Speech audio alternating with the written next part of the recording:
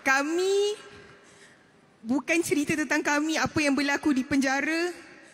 Saya tak nak highlightkan benda tu. Ada yang tanya macam mana kalau kami dikacau dalam bot, kami disusun dalam kapal, perempuan jauh daripada tangga sebab takut kami ditarik, diheret turun dari tangga, dimasukkan ke dalam bilik, diapa-apakan. Subhanallah, Allah jaga kami. Tak ada apa yang berlaku sepanjang tempoh masa itu. Malah Allah angkat kami sebagai wanita-wanita Muslim, wanita yang berhijab pada ketika itu. Dan bila ada orang tanya, macam mana kalau kalian diapa-apakan? Saya cakap, apalah saya?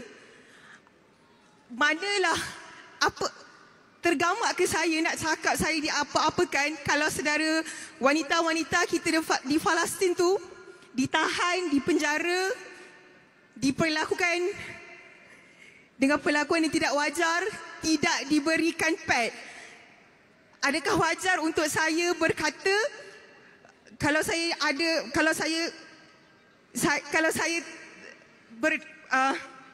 nervous dia. Selalu dia paling banyak bercakap. Tapi apa yang boleh saya, betul, apa yang boleh saya katakan dekat sini, kekuatan wanita-wanita yang berada di Palestin adalah menjadi kekuatan untuk kami semua wanita-wanita yang berada di pelayaran Sumut Nusantara Global Sumut Flotilla. Jadi apa sahaja ujian yang kami hadapi, sentiasa kami akan relate dengan kejadian yang menimpa wanita-wanita yang berada di Gaza.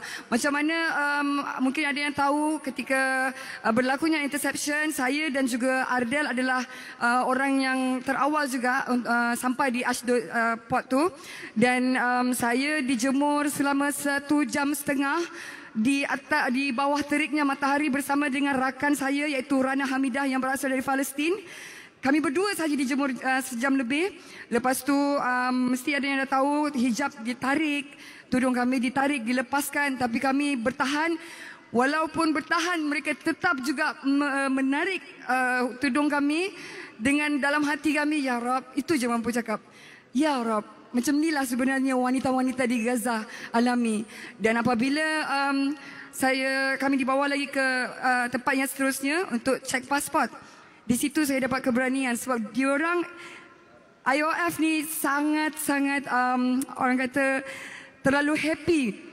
Diorang excited nak tengok kita orang Malaysia sebenarnya. Dan bila saya sampai di meja diorang cakap apa? Welcome to Israel.